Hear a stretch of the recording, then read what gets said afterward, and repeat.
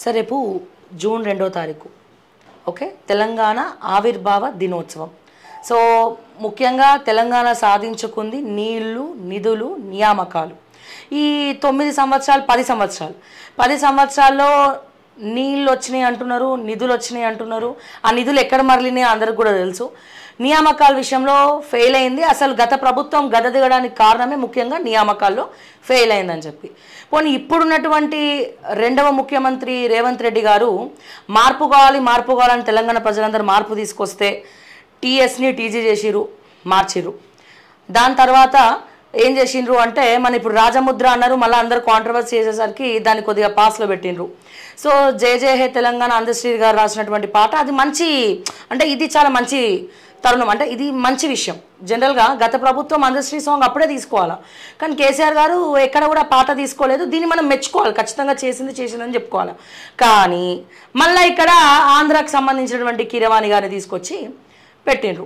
తర్వాత అందరూ మళ్ళీ దీని గురించి చర్చ పెడితే మాలాంటి వాళ్ళు లేదు మొత్తం అందశ్రీ గారికి అప్పచెప్పినా నాకేం సంబంధం లేదు, ఆయన ఆ పాటకు తగ్గట్టు వ్యక్తి ఎవరైతే ఉంటారో వాళ్ళనే తీసుకుంటారని చెప్పారు.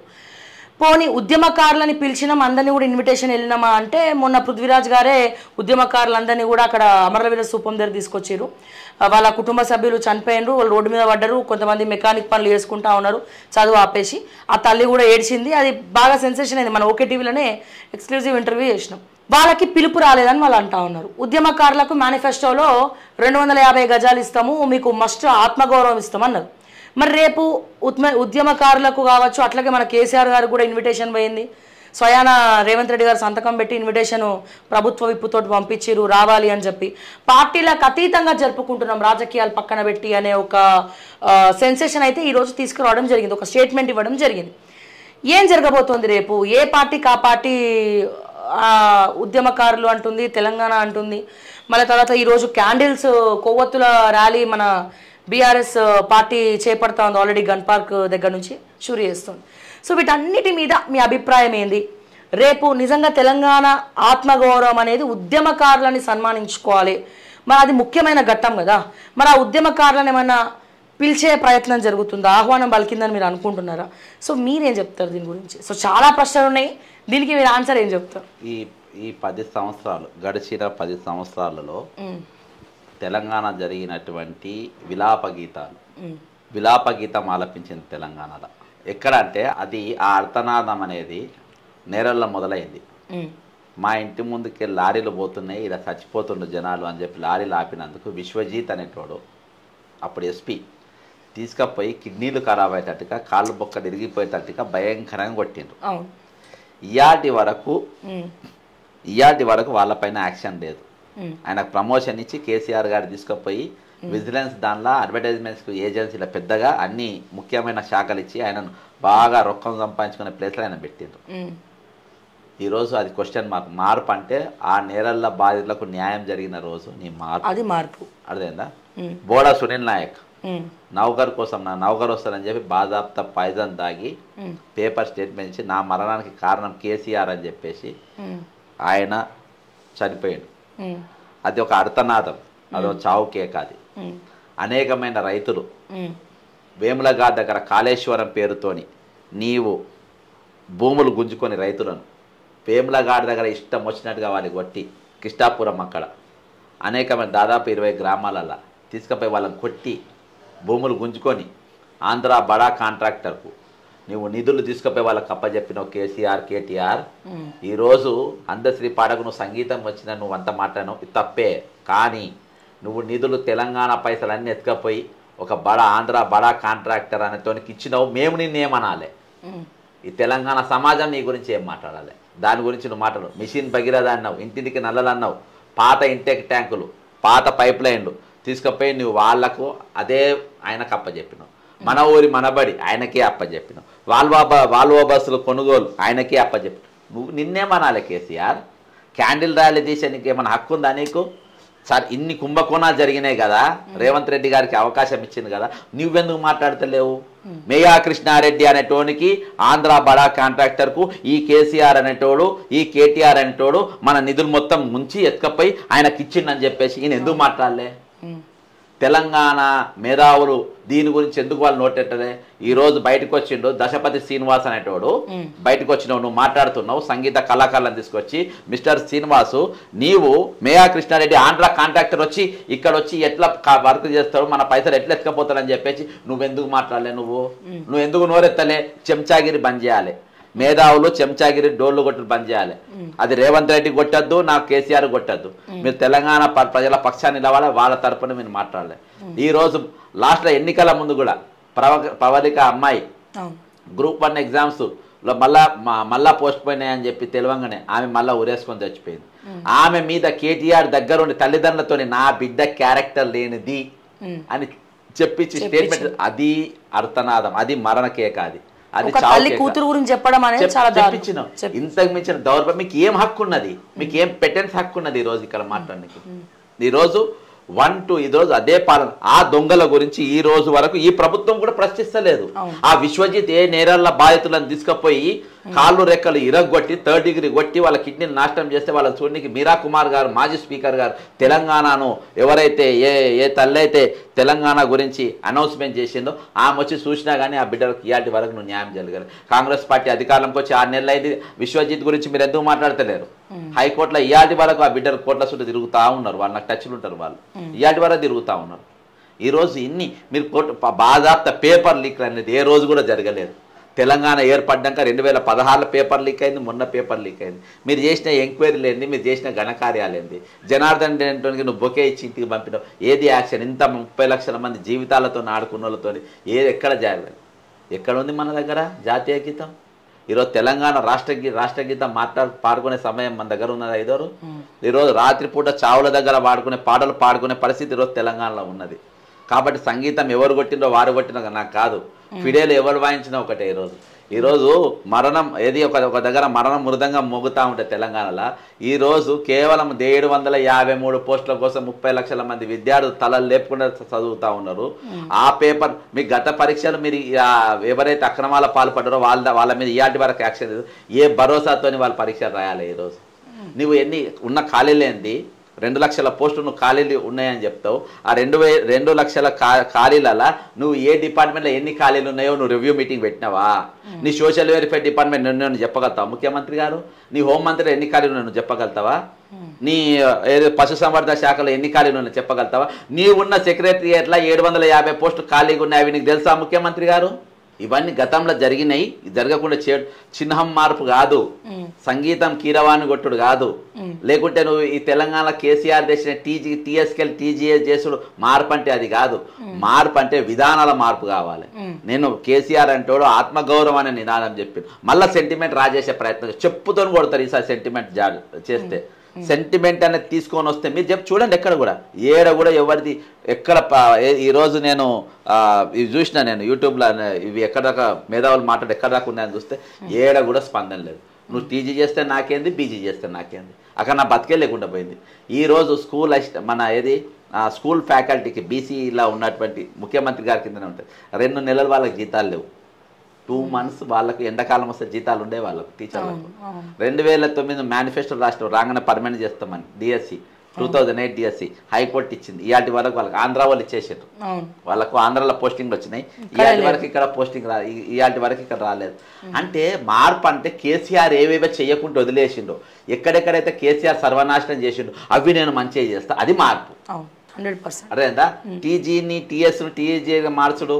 అందశ్రీ పాట పెట్టాలన్నప్పుడు 2015లో నేను ఒక్కడనే దాని మీద నిరసన తెలిపిన. అందశ్రీతో కూడా ఫోన్లో మాట్లాడాను. పెద్ద మనిషి నాకు గుర్తుపడతా తెలియదు, నేను ఫోన్ కూడా చేసిన. నేను నిరసన కూడా తెలిపిన. బాబాసాహెబ్ అంబేద్కర్ విగ్రహానికి వరంగల్లో వినతి పత్రం కూడా ఇచ్చిన. పెద్ద ఎత్తున నిరసన తెలిపిన ఈ పాట పెట్టనందుకు. అన్ని బ్యానర్ ఐటమ్స్ ఆ రోజు పెద్ద ఆర్టికల్కి వచ్చింది. అప్పుడే కేసీఆర్ గారు ముఖ్యమంత్రి కాగానే 2 పత్రికలు 2 టీవీ ఛానళ్ళు బ్యాన్ చేసిండు. ఒకటి ఏబిఎన్, సెకండ్ టీవీ9. అంటే నువ్వు ఏ ప్రభుత్వం నడిపినావు మొన్నటి దాకా? బెదిరించి బ్లాక్మెయిల్ చేసి మీడియాను మొత్తం నీ గుప్పట్లో పెట్టుకొని నువ్వు నడిపించిన పరిస్థితి తీసుకొచ్చినావు. కాబట్టి ఈరోజు కేసీఆర్ గారికి, కేటీఆర్ గారికి తెలంగాణ గురించి దేని గురించి మాట్లాడే అర్హత లేదు. ఆ పాలన కొనసాగించే విధంగా మార్పు అంటే కొత్త మార్పులు, టీఎస్ టీజీ చేసుడు, లేకుంటే చిహ్నం మార్చుడు, పాటలు దాంతో కాదు రేవంత్ రెడ్డి గారు. మార్పు అంటే విధానాల పైన మార్పును ఇయాటి వరకు కాలేదు. ఇయాట నీ పాలన ఈ 3 మార్పులు తప్ప ఈ మూడు మార్పులు తప్ప విధానపరమైన మార్పులు మాకు కనవలేదు. ఈరోజు కేసీఆర్ పాలన కొనసాగుతున్నట్టే ఈరోజు తెలంగాణలో ఉన్నది. కాబట్టి ఈరోజు తెలంగాణ మోగుతున్నట్టు సంతోష గీతం కాదు. ఈరోజు ఏది guest faculty, BC guest faculty ఇళ్ళల్లో 2 నెలలకే జీతాలు లేరు. బోన్లు కొట్టాడుతున్నాయి ఇళ్ళల్లో. దీక్షలు వంటలు లేవు వారి ఇళ్ళల్లో. కరెంటు బిల్లులు లేవు, గ్యాస్ బిల్లు కట్టడానికి పైసలు లేవు. వాళ్ళకి వచ్చేదంతా 22,000. ఇంకోటి మన పీటీఐలు ఉంటారు ఇంట్లో సర్వశిక్ష అభియాన్లో, వాళ్ళకి ఈరోజు 2 నెలలు కాలే, ఇప్పుడు వాళ్ళ 2 నెలలకే జీతాలు లేవు. గెస్ట్ లెక్చరర్స్ ఇంకోటి గెస్ట్ ఫ్యాకల్టీ వాళ్ళకు 2 నెలలకే జీతాలు లేవు. వాళ్ళ ఇంట్లో దీక్షలు కొట్టాడుతున్నాయి. ఏది బంగారు తెలంగాణ? 60% కేంద్రం ఇస్తుంది, 40% మీరు ఇస్తారు. 60% నిధులు వాళ్ళు పంపుతున్నారు. అవి కూడా మీరు దిగమింగుతున్నారు. ఈరోజు అవి మీరు దేని నేషనల్ హెల్త్ మిషన్కి వెళ్ళి వచ్చిన ఫండ్స్ ఏమవుతున్నాయి?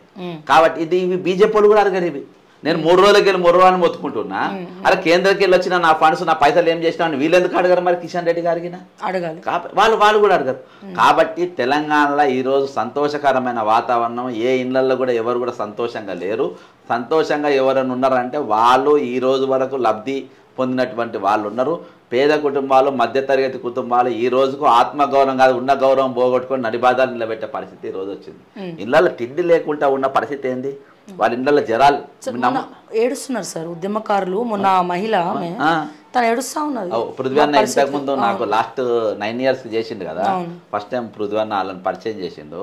ఇక్కడ రియల్ గా చెప్పాలంటే వాళ్ళిద్దరు ఇంకా వేరే మేధావులు ఇక లేరు, ఇవాళ కనబడతారు కానీ ఒక పృథ్వీ అన్న విఠలన్న మాత్రం ఎక్కడ చూసినా వీళ్ళు కనబడుతాం. సరే పాశం యాదవ్ గారు వాళ్ళు ఉంటారు. అంటే నేను కూడా మనం ఒక అప్డేటెడ్ ఇవాళ కూడా అన్నతో మాట్లాడాను. ఒక అప్డేటెడ్గా మనము ముందుకు పోదాము.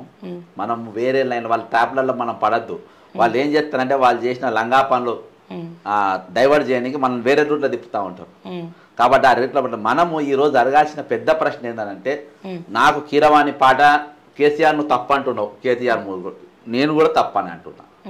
కానీ నీ బిడ్డ కవిత నీ బతుకమ్మ పాటకు కీరవాణితో మ్యూజిక్ పెట్టించుకుంది. సరే అది తప్పు కాదో నువ్వు చూసుకో. కానీ ఆంధ్ర కాంట్రాక్టర్కు నా పైసలు మాత్రం మనకు దోషి పెట్టినావు, దానికి నువ్వు క్షమాపణ చెప్పాలి. కేటీఆర్ కుటుంబం అంతా క్షమాపణ చెప్పాలి. ఇలా విచిత్రం ఏంటంటే కేసీఆర్, కేటీఆర్, మేయా కృష్ణారెడ్డికి తెలంగాణ పైసలను దోచిపెడతారు. దోచిపెట్టి ఆయన ఈరోజు కీరవాణిని అయితే అందరు తిడుతుండ్రు కదా. కీరవాణి ఆంధ్రావాణి నువ్వు ఎట్లా తీసుకొచ్చి పెట్టినా పేరు పెట్టి అంటున్నావు కదా. మరి రేవంత్ రెడ్డి గారు, బీజేపీ వాళ్ళు, సిపిఐ, సిపిఎం, ఎంఐఎం వాళ్ళు మేయా కృష్ణారెడ్డి పేరు ఎందుకు తీయరు? ఆ ఆంధ్ర బడా కాంట్రాక్ట్ పేర్లు మీ నోట్లకి వెళ్ళి ఎందుకు రావు? అండ్ పబ్లిక్ కూడా అంటే మేము పోల్ పెట్టాం ఈరోజే అనుకుంటా. పోల్ పెడితే ఎక్కువ మంది తప్పేముంది కీరవాణికి ఇస్తే అన్నట్టే మాట్లాడుతున్నారు. మరి అది అంటే మరి ఇప్పుడు వరల్డ్ మ్యూజిక్, నేషనల్ మ్యూజిక్ ఒక ప్రాంతం వాడు ఇంకో దగ్గరకు వచ్చి పాటకి దీనికి మ్యూజిక్కి దీనికి అన్నీ ఏం సంబంధం, ప్రాంతీయవాదం ఏం సంబంధం అని అంటా ఉన్నారు చాలామంది. ఇప్పుడు ఏమున్నా అది చిన్న ఇష్యూ. నేను దాని కీరవాణి గురించి నేను తక్కువ మాట్లాడను. ఎందుకంటే నేను ఈరోజు ఆయన మ్యూజిక్ పెడితే అంత తప్పట్టుకోను. నా పైసలు నా నిధులేకపోయినాడు వాని గురించి నేను ఎందుకు మాట్లాడు? కరెక్ట్. ఈరోజు నా పోస్టింగ్ ఇంతకుముందు మనం ఒక ఇంటర్వ్యూలో మాట్లాడినాము. పశుసంవర్ధక శాఖల రాయలసీమ ఆమెను తీసుకొచ్చి నువ్వు పెట్టుకోలేను అక్కడ. అవును, అదేందా ఎక్కడికి వెళ్ళి నేను తీసుకొచ్చి. నాకు మొన్న ఒక సబ్జెక్ట్ వచ్చింది మినిస్టర్ క్వార్టర్స్లో. ఈ ఆంధ్రాకు అదే బొత్స సత్యనారాయణ ఉన్నాడు కదా, ఆయనకు సంబంధించిన వాళ్ళే 10 ఏళ్ల నుంచి వాళ్ళ ఈ క్వార్టర్స్ ఇస్తారు కదా పిఎస్కి అటెండర్స్కి, వాళ్ళ మనుషులే అక్కడ ఉన్నారంట 10 ఏళ్ల నుంచి ఇవాళ వరకు కూడా. మొన్న కూడా పాత మంత్రుల దగ్గర పనిచేసిన అటెండర్లని ఈ ప్రభుత్వం వచ్చిన తర్వాత ఖాళీ చేయించింది. కానీ బొత్సకి సంబంధించినటువంటి టీం మెంబర్స్ని ఎవరిని కూడా ఖాళీ చేయించలేదు. మరి అక్కడ ఆంధ్రాలో ఉన్నటువంటి మంత్రి టీము ఇక్కడ ఎందుకు ఉండాలి? ఇక్కడ వాళ్ళకేం పని? మినిస్టర్ క్వార్టర్స్ తీసుకోవాల్సినటువంటి అవసరం ఏంది? ఇట్లా చాలా విషయాలు ఉన్నాయి తెలియని బయటికి రాని విషయాలు. వీళ్ళకి కూడా అక్కడ ఏమైనా ఇచ్చిండ్రు కావచ్చు, వీళ్ళకి కూడా అంతే కదా. ఏవో ఉంటాయి, అదే ఉన్నాయా సార్ కొంచెం వాళ్ళ సంబంధాలు ఉన్న వాళ్ళు ఉన్నారు. అంటే పెద్ద పెద్ద ఇష్యూస్ ఈరోజు మన బతుకు మీద షూట్ చేసిన ఇష్యూస్ వాటిపైన ఈరోజు మనం మాట్లాడాల్సిన అవసరం ఉన్నది. అవి మాట్లాడకుండా కొన్ని వీటిని పట్టుకొని వీళ్ళు దాని గురించి మాట్లాడు, దాని గురించి ఈ డ్రామా భలే ఉన్నాయి. ఈయన మార్చుడు దాని గురించి వాళ్ళు మాట్లాడు అసలు అన్న సబ్జెక్ట్ కాదు కదా. నా బతుకు ఎవరు గుంజుకుపోయినా ఈ రోజు పబ్లిక్ నా ఇద్దరిని పట్టించుకుంటారు. నేరెళ్ళ బాధితులు అయితే లబోదిబం అంటారు, వాళ్ళ ఆత్మగౌరవం దెబ్బతినలేదు మరి వాళ్ళ చెప్తున్నా కదా. నేను ఒక్కొక్క ఇష్యూ అట్లా నేను 100 చెప్తా. ఏటిగడ్డ కిష్టాపూర్ వేముల ఘాటు నా భూములన్నీ గుంజుకున్నావు, నువ్వు కట్టినావు, నీ మేడిగడ్డ ఏమైంది, నీ అన్నారేమైంది, దాని గురించి ఎందుకు మాట్లాడారు ప్రభుత్వం? మొన్న గేట్ తెలుసు కదా, ఎవరిని రానియకుండా మళ్ళీ ఏదో ప్రాబ్లం వచ్చిందంట లోపల వేసింది. ఇంకొకరితో మళ్ళీ స్టార్ట్ చేస్తూ ఇవాళ దాకా అంత పెద్ద ప్రాజెక్ట్ మునిగితే ప్రభుత్వంలో ఉన్నటువంటి ఎవ్వరు కూడా మేయా కృష్ణారెడ్డి పేరు వాళ్ళ నాలుక మీదకి వెళ్ళి ఎందుకు వస్తుంది ఒక్కసారి ఇందామని ఉంది నాకు. ఇవాళ వరకు అడుగుతున్నా సార్, మెగా కృష్ణారెడ్డి గురించి ఎందుకు ఓడి మాట్లాడతలేడు? ఇవాళ ఇక్కడ ఎవరు మాట్లాడతారు? కాబట్టి నేను ఈరోజు స్పష్టమైన విషయాలు ఏంటనంటే, ఈరోజు తెలంగాణ యోధులు, వీరులు, యుద్ధ నౌకలు, నాకు I have lot of respect for them. మనము మన నిధులు ఎక్కడికి పోయినాయి మనం అవి పట్టుకొని పోవాలి. ఎక్కడికి నిధులు పోయినా అక్కడికి పోవాలి. ఆడ మనం వదిలిపెట్ట ప్రతి అంశం మీద. ఇప్పుడు సర్వశిక్ష అభియాన్లో నెక్స్ట్ వాళ్ళ స్కెచ్ ఏంటంటే ఒక నెల రోజులు ఒక 1000 కోట్లు బిల్లులు డ్రా చేసి కొట్టేద్దామని చూసాను. నేను ముందెందుకు స్పందించాను అంటే ఆ 1000 కోట్లు ఆపాలని. కాబట్టి పోయిన ప్రతి పైసా మనం వాపస్ తీయాలి. ధరణి పేరు పెట్టే కొట్టిన ఐఏఎస్ ఎవరైతే అక్రమంగా కొన్న భూములు ఉన్నాయో అందులో మనం గుడిసె లేపియాలి. ఈరోజు మనం అటువంటి స్లోగాన్లు తీసుకోవాలి, పెద్ద పెద్దవి తీసుకోవాలి. మన చిన్న చిన్న ఈరోజు ఇది మనం అడుక్కునేతో తెచ్చుకోలే, ఇది మన హక్కుతో తెచ్చుకున్న రాష్ట్రం. సోనియా గాంధీ గారు ఇచ్చిండ్రా లేకుంటే వాళ్ళు ఇచ్చిండ్రా అనేది ఇది లేదు, కానీ త్యాగాలతో దాని నుంచి ప్రతిసారి మనకు చర్చ ఎందుకు? ఈరోజు సోమేష్ కుమార్ అంటే 25 ఎకరాలు ఆడు ఉన్నాయి, అక్రమంగా కొన్నాడు, డిఓపిటీకి చెప్పలే, పోయాల గుడిసెలేపి అమరవీరులకు 3 ఎకరాలు పంచిచ్చాయి. జర్నలిస్టు దాదాపు 1000 మంది ఇప్పుడు పట్టుకొని 12 నెలలకెళ్ళి వాళ్ళు కొట్లాడుతా ఉన్నారు కోట్ల. వాళ్ళకి ఇచ్చేసి ఎవరు 6 ఎకరాలు ఎవరు మిస్టర్ నవీన్ మిట్టల్ భార్య పేరు మీద ఆడ తీసుకున్న అక్రమంగా డిఓపిటీకి చెప్పకుండా వేసి పడేసేయాలి గుడిసెలు. డేరా లో కూడా నేను మొదలు కవర్ చేసిన 7 ఎకరాలు వాళ్ళ భార్య పేరు మీద నవీన్ మిట్టల్. 7 చెరువులు మునిసేసిండ్రు. ఈ రోజు తెలంగాణ ఏర్పడిన తర్వాత చెరువు మొత్తం మూసి పడేసింది. ఈ రోజు అర్థమైందా? దానిపైన మొత్తం సర్వే పెట్టిపిద్దాం. ఆత్మగౌరవం అంటే మన వనరులు ఎట్లున్నాయో అట్లా ఉండాలి. మళ్ళా ఈరోజు 150 ఏళ్ళు దాటిన చెట్లు, 250 చెట్ల చెట్లు మొత్తం దొబ్బేసారు. కాంగ్రెస్ ప్రభుత్వం అధికారం రాగానే రైతు బంధుకి ఇవ్వాల్సిన పైసలు ఒక బడా కాంట్రాక్టర్ జేబులోకి వెళ్ళిపోయింది. మాట్లాడుతున్నారు హరితహారం హ్యాపీరావు చేసినటువంటి ముక్కలు గ్రీన్ ఛాలెంజ్ అది కొండగట్ అడవికే స్పాన్సర్ చేస్తామన్నారు కదా, చెట్లు నాటాలి, అడవికి నరక నేర్పుతామని చెప్పి నదులకు నరక నేర్పుతారు. అదే అదే సో అది పెద్ద స్కామ్. దాని మీద నేను సిబిఐలు ఇచ్చిన, హరితహారం ఇచ్చిన, దాని మీద అట్నే నడుస్తుంది. కాబట్టి ఇన్ని విధానపరమైన అక్రమాలు జరిగినాయి. వీటిపైన మనము దృష్టి మళ్లించకపోయి చిన్న సబ్జెక్ట్స్ రియల్, అందుకే నేను మాట్లాడలే వాటిపైన. అవి నేను మాట్లాడలే ఎందుకంటే నేను ఆత్మగౌరవం చూపించి తెలంగాణ తెచ్చుకున్నా, అది అయిపోయింది. కానీ తెలంగాణ వచ్చినాక ఈరోజు పరిస్థితి ఏంది? కాబట్టి తెలంగాణ ప్రజలు, యోధులు, వీరులు, యుద్ధ వనితలు అందరూ కూడా మనం ఆలోచించాలి. ఏంటంటే జరిగిన నష్టం జరిగింది, ఇవాళకి మనం ఏం ఎట్లా చేసుకోవాలి. ఈరోజు మనం నిన్నటి దాకా ఉమ్మడి ఆంధ్రప్రదేశ్ ఉన్నప్పుడు 15,000 కోట్ల మిగుల బడ్జెట్తో నేను ఉండాను కాలర్ ఎగరేసుకొని ఈ ప్రపంచంలో మనం కాలర్ వేసుకోవచ్చు బతికిన వాళ్ళము. ఈరోజు తెలంగాణ అంటే వాళ్ళు 10 ఏళ్ళు కాకముందే 5,70,000 కోట్లు అప్పులైనరు. మొత్తం అప్పుల పాలు ఉన్న వాళ్ళు 4 కోట్ల మంది అప్పులు ఉన్నారని చెప్పి మనతో ఎగతాళి చేసుకున్నప్పుడు మేము ఏ విధంగా ఈరోజు సంతోష గీతం ఆలపించగలుగుతాం? ఈరోజు తెలంగాణ తల్లి అని చెప్పుకుంటారు కదా, తెలంగాణ తల్లిని ఈరోజు కుదబెట్టినాం మనం. 5,71,000 కోట్లకు మనం కుదబెట్టినాం. ఈరోజు తెలంగాణ తల్లి అలా అప్పుల పాలై ఉన్నది. ఏం పాట పడతా పాడండి, ఏం పాట రాస్తారో రాయండి, దాని మీద రాయమంటారు, అప్పుల రాయండి. తెలంగాణ తల్లి ఈరోజు తెలంగాణ ఏర్పడేటప్పుడు తెలంగాణ తల్లి మీద కిరీటము, అర్థమైందా? పోచంపేట్ల తయారు చేసేటువంటి మంచి పట్టు చీర, మంచి వడ్డానం కట్టుకొని, మంచి రత్నాల హారం పెట్టుకొని, మంచి రత్నాల ముక్కుపుడుగా రూపకల్పన చేస్తున్నారు కదా. తెలంగాణ తల్లి రూపకల్పన ఎట్లా ఉండాలని నా తల్లి అట్లుండే. తెలంగాణ ఏర్పడ్డప్పుడు ఒక చేల ఒక సంచిలో ఆమె 15,000 కోట్లతో వేసుకొని తెలంగాణ నా రాష్ట్రం అని చెప్పి నిలబడ్డ తల్లిని మీరు ఇవాళ 5,71,000 కోట్లకు అప్పు తెచ్చిండ్రు.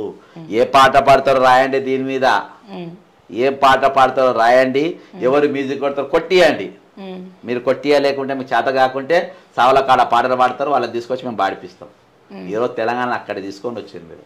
కాబట్టి ఇవాళ మనం మాట్లాడాల్సిన అంశాలు చాలా ఉన్నాయి, కొట్టాడాల్సిన అంశాలు అన్నీ చాలా ఉన్నాయి. అందుకని నేను కొన్ని విషయాలపైన నేను స్పందిస్తలేను. నేను స్పందించేది చాలా పెద్దవి ఉన్నాయి. ఈరోజు నా బతుకుని బరువు అయిపోయింది, నాకు రక్షణ లేకుండా అయిపోయింది, నాకు ఏది ఈరోజు చిన్న కులాలకు అసలు ఆత్మగౌరవం అనేది లేకుండా పోయింది ఈరోజు. కాబట్టి జ్ఞానం ఉన్నని తొక్కేస్తారు, తెలివి ఉన్నని తొక్కేస్తారు, మెడా తలకాయ లేనోని వేసుకొని మీరు అడ్వైజర్గా పెట్టుకొని తిరుగుతారు. కాబట్టి ఏవి కూడా సక్రమంగా జరుగుతలేవు. ముఖ్యమంత్రి గారు ఈ 6 నెలల పాలన మాత్రం పూర్తిగా విఫలమైపోయిండు. కాబట్టి రేపు మీరు పాటలు పాడిస్తే ఇటువంటి పాటలు పాడియాలని కోరుకుంటున్నాను. Thank you sir, thank you so much. So మరిన్ని అప్డేట్స్ కోసం చూస్తూనే ఉండండి ఓకే టీవీ. మీ అభిప్రాయాలను కూడా కమెంట్స్ రూపంలో తెలియజేయండి.